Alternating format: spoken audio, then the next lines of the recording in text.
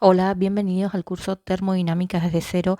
Hoy vamos a ver el tercer proceso fundamental en la termodinámica, que es la transformación isobárica. Este es quizás el proceso más común, ya que ocurre a presión constante y es el único proceso donde el calor, el trabajo y la energía interna son distintos de cero. Bien, empecemos entonces.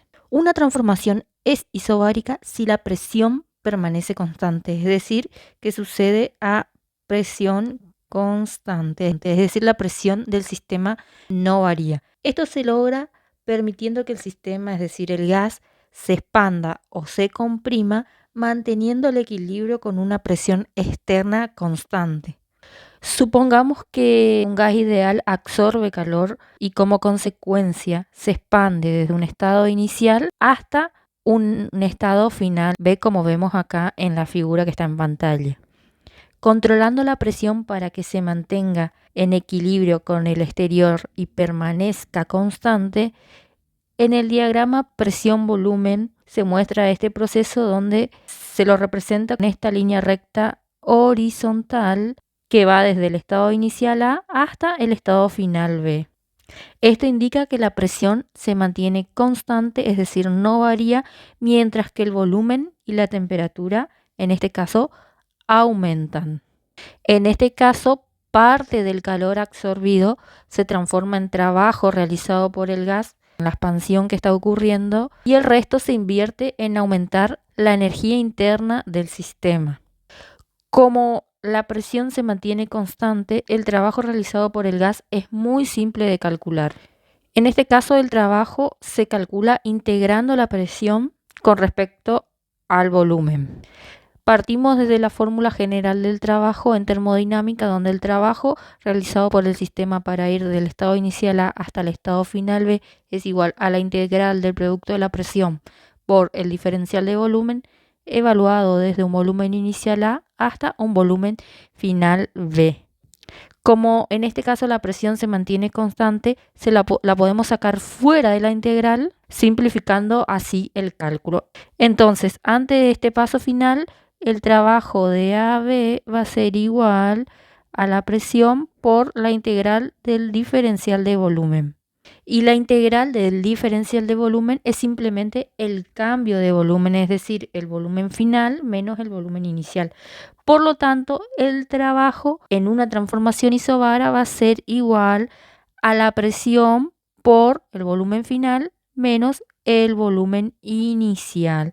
Esta fórmula final que vemos en pantalla es la fórmula para hallar el trabajo en un proceso isobárico donde la presión se mantiene constante. Recordemos que el trabajo es positivo si hay una expansión, es decir, que el volumen final sea mayor que el volumen inicial, y negativo cuando hay una compresión, es decir, que el volumen final sea menor que el volumen inicial. Para hallar la variación de la energía interna en el proceso isobárico, se calcula usando la expresión general para un gas ideal, donde el cambio de la energía interna del sistema va a ser igual al número de moles por la capacidad calorífica molar, a volumen constante por la variación de la temperatura final menos temperatura inicial. Recordemos que la capacidad calorífica molar a volumen constante tiene diferentes valores dependiendo si el gas es monoatómico o diatómico. Para gases monoatómicos CB vale 3 medio por R, la constante de los gases, y para gases diatómicos CB vale 5 medio por R. Y para expresar la relación entre el calor y la variación de la temperatura, en este caso debemos usar la capacidad calorífica a presión constante.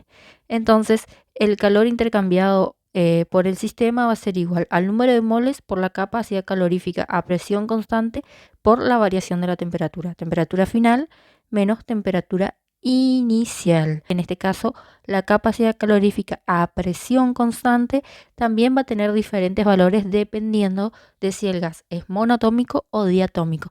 Para gases monoatómicos, recordemos que Cp tiene un valor de 5 medio por R, la constante de los gases, y para gases diatómicos tiene un valor de 7 medio por R. Además, recordemos que en este proceso termodinámico se debe cumplir el primer principio de la termodinámica, es decir, que el calor tiene que ser igual al trabajo más el cambio en la energía interna. Donde el calor, recién vimos que lo hallábamos con la fórmula NCP por delta T, tiene que ser igual al trabajo, que es presión por variación de volumen, más el cambio en la energía interna, es decir, NCB por delta T. Esto significa que el calor que se le suministra a un sistema, lo utiliza para realizar un trabajo y para variar la energía interna del sistema. En resumen, entonces, en el proceso isobárico es el proceso donde la presión se mantiene constante y donde el sistema va a requerir más calor, ya que parte se va a utilizar para realizar un trabajo y otra parte se va a utilizar para variar la energía interna del sistema.